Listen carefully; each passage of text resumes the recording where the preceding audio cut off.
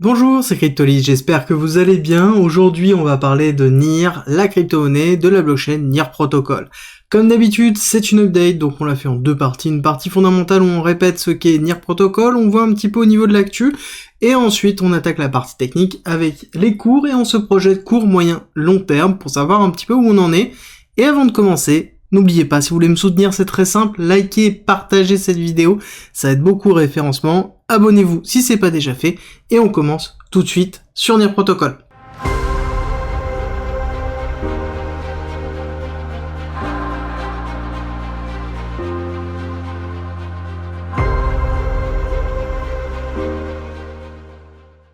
Alors NIR Protocol, c'est une volonté, il faut bien comprendre ça, c'est une volonté de vouloir créer quelque chose d'un petit peu différent, de vouloir essayer de moderniser cette vision d'une layer 0 autonome, comme des projets comme Polkadot ou Cosmos, dans lequel on a quelque chose qui est au niveau du socle, qui va permettre aux différentes blockchains de se greffer dessus.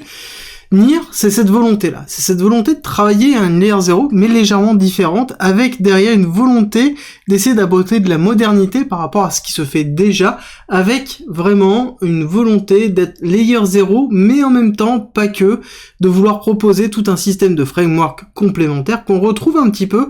comme système au niveau de Cosmos. On a à côté quelque chose qui est tourné vraiment vers les NFT, vers les DAO et vers la DeFi, donc vers les use cases. C'est vraiment la force de NIR, c'est qu'ils ont une volonté dans leur développement de pouvoir promouvoir les use cases qui vont être développés sur justement leur framework et qui sont raccordés justement à leur blockchain. À côté, ils ont une technologie de scaling qui est du sharding intelligent, qui est quelque chose qu'on retrouve sur déjà d'autres blockchains mais qu'on sait qui fonctionne très bien. Et ensuite, ils ont la notion de multi-chain, un peu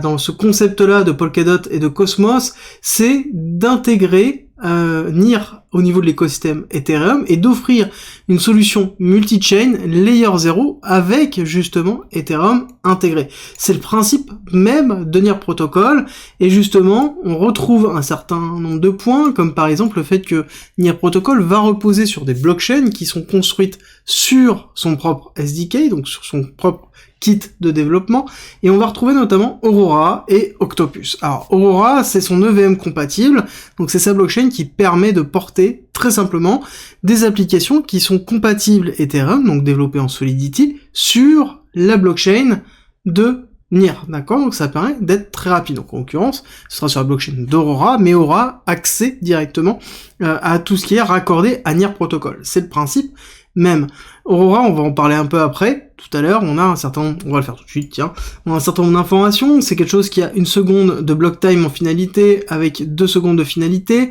on a à peu près 2 centimes de transaction, donc on est sur quelque chose de scalable, on est sur quelque chose de très rapide et de peu coûteux, et c'est le principe même d'une blockchain qui est EVM compatible sur quelque chose qui veut être justement interopérable. Et cette interopérabilité, il y a un certain nombre de choses qui sont portées directement par notamment NIR Protocol, et une chose qui est portée par Aurora, c'est le bridge au niveau de Ethereum, donc il y a le bridge d'Ethereum qui est porté directement par Aurora, et ensuite on a Octopus qui s'occupe de la notion d'interopérabilité avec tout le reste, donc Ethereum aussi, Bitcoin, Polkadot, Cosmos, et on a une roadmap qui est assez dense, sur 2022 qui a été assez dense, et 2023 aussi, dans lequel on a beaucoup d'autres projets qui sont intégrés au fur et à mesure de NIR, et c'est logique, et c'est normal, parce que c'est la volonté de NIR Protocol, c'est d'être justement implanté au centre pour pouvoir permettre de développer des applications sur cette couche-là, et profiter de toutes les interconnexions qui sont faites.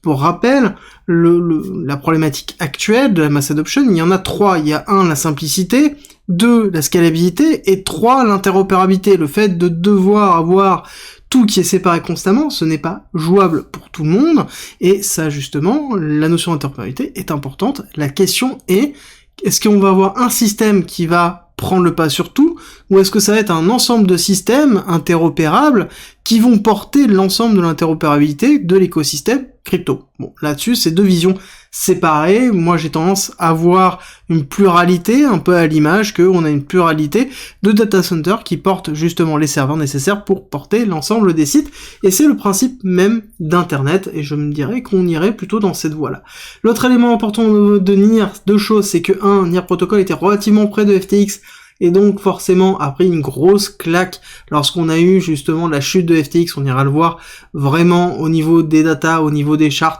vous allez voir, ça se voit énormément, et on voit quand même que malgré ça, on est reparti plutôt positivement, on ira le voir tout de suite après. Cette dernière information importante qui est que ils vont participer activement à la prochaine convention d'Ethereum, et ça va être très important pour NIR Protocol dans sa volonté de s'instancier dans l'écosystème d'Ethereum, parce que je pense que NIR Protocol a compris qu'Ethereum était là pour rester et que Ethereum serait certainement le socle de la construction de toutes les applications décentralisées, et ça je pense aussi qu'ils ont pas tort dans leur mouvement. On va terminer les nouvelles, on va attaquer la partie technique. Sur cette partie technique, ce qui est intéressant dessus, c'est que on est revenu déjà tout de suite sur une pattern où on est revenu au niveau de la zone d'accumulation antérieure. Donc on est déjà sur quelque chose qui structurellement est plutôt bien fait et très intéressant, où on a vraiment cette première accélération, deuxième accélération, donc on a bien la première vague 1, vague 2 justement Heliotis qui retrace bien, donc on voit bien justement ce mouvement baissier très fort dans lequel on a une deuxième accumulation structurelle qui se fait ici,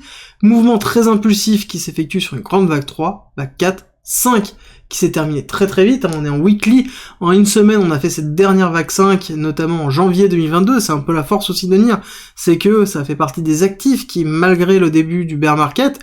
ont vraiment performé, et ce qui fait que on les retient, parce que malgré le fait que le bull run était terminé, ils ont réussi à avoir des grosses performances et à ne pas break. Pour rappel, on a vu le 20 décembre, première grosse accélération, retracement, et ensuite, janvier, deuxième grosse accélération, donc on a eu deux grosses impulsions, et on voit que NIR Protocol fonctionne beaucoup comme ça, avec justement des gros momentum, on a toujours des gros momentum haussiers, qui sont structurels et qui permettent de donner les impulsions. À côté, nous avons terminé cette partie des 5 vagues d'impulsion, et on a un retracement A, B, C classique, que l'on peut voir, et ensuite, derrière, ce qui est intéressant de voir, c'est qu'on a d'autres schématiques, comme les schématiques de Wyckoff, ici, en BC, AR, ST, SO, donc là on a bien le sign of weakness, et nous sommes dans le sign of weakness de cette partie-là, dans laquelle on est dans la partie basse de notre spot zone. Alors on va l'agrandir un petit peu, parce que on peut aller chercher un petit peu plus bas encore, pourquoi pas, ici, même si ça me semble quand même un petit peu compliqué maintenant, mais pourquoi pas, étant donné qu'on est allé chercher directement la liquidité de cette vague 2. Donc là on est vraiment allé chercher au bas de cette liquidité, donc c'est très important, c'est là où on est allé chercher. C'est pour ça que je vous dis que FTX a fait très mal, parce que FTX a entraîné notamment un plus bas, très fort, très puissant, dans lequel ça a été compliqué de se remettre. Beaucoup ont latéralisé, et là on voit que NIR Protocol avait tendance à latéraliser vers le bas avec une petite tendance baissière, très légère, mais qui était quand même relativement symptomatique d'un actif dans lequel il y avait une perte de confiance, due principalement à FTX, et au fait qu'on savait qu'il y a des tokens NIR qui sont dans les assets d'Alameda et de FTX, donc il y avait une peur du dump, et forcément cette peur a entraîné une pression vendeuse très forte, et donc une diminution de la pression acheteuse, et donc on s'est retrouvé justement avec un schéma comme ça, mais derrière on a bien la phase d'accumulation classique que l'on peut retrouver, SC, AR, STB, Spring, ou même on pourrait considérer tout ça comme un STB, parce que je trouve que la réaction haussière au STB, ou potentiel STB, est assez faible, donc j'aurais plus considéré que c'est un STB ici. J'aurais aimé que suite à l'accélération qu'on a eu, on soit retourné au niveau de FTX, ici, qu'on ait redépassé du coup les 3,1 $, malheureusement ça n'a pas été le cas, je pense que ce ne sera pas le cas tout de suite, il va falloir temporiser un petit peu. On voit que la poussée haussière de NIR n'est pas suffisante, et je pense que NIR va avoir deux problématiques. Un, il va avoir une problématique d'incentive et d'écosystème. Donc ça, c'est pour moi les deux problématiques qu'il va y avoir. C'est un, est-ce qu'il y a suffisamment d'incentive pour pouvoir ramener du monde sur NIR Protocol sur le prochain bull run. J'ai tendance à penser que oui, ils ont perdu notamment FTX, mais c'est plutôt un bien. Actuellement, ils ont certainement aussi eu un certain nombre de pertes, mais on sait que il y a encore de l'incentive. Ils ont prévenu qu'ils gardaient vraiment un certain nombre de choses pour plus tard, donc je pense qu'on va avoir des nouvelles, certainement courant 2023, fin 2023, voire peut-être 2024 dessus, on risque d'avoir un petit peu d'incentive qui va arriver, pour pouvoir construire un écosystème sur Near Protocol. Actuellement, c'est ce qui manque. Le projet, il est beau, le projet, il est fort, mais encore une fois, une layer 0 sans avoir des blocs fonctionnels dessus, ça ne marche pas, et à ce moment-là, on a d'autres technos qui prennent le dessus, donc c'est vraiment important de le prendre en considération au niveau de Near. Je pense qu'il va falloir pas louper, justement, cette notion d'incentive, pour pouvoir développer son écosystème suffisamment pour pouvoir se dire que, en effet, on a un écosystème qui est derrière solide et qui peut encaisser un prochain bear market.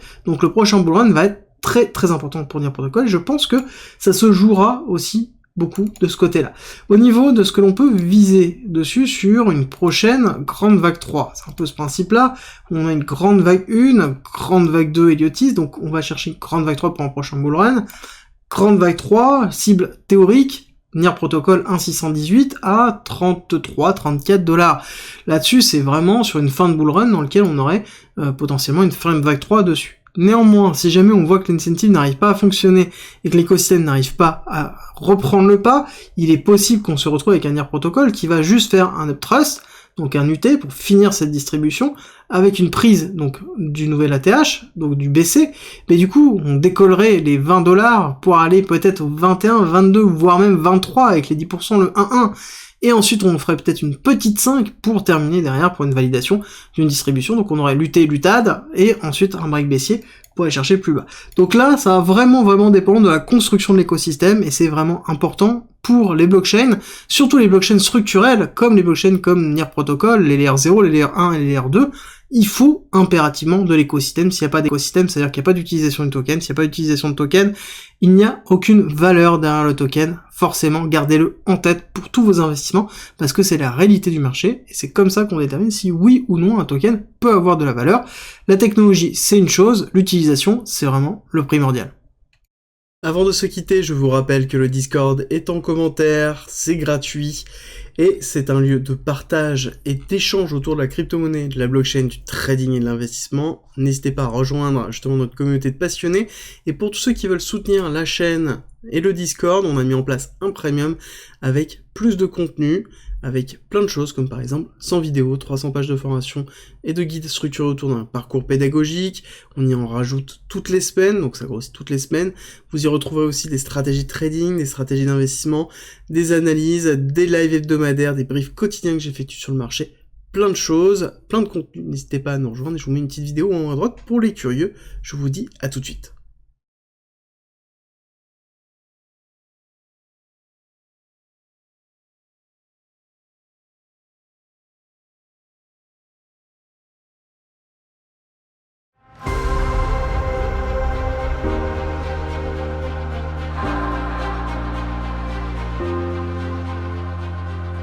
Si tu aimes mon contenu, n'hésite pas, partage, like, ça m'aide énormément, et rejoins-nous sur Discord.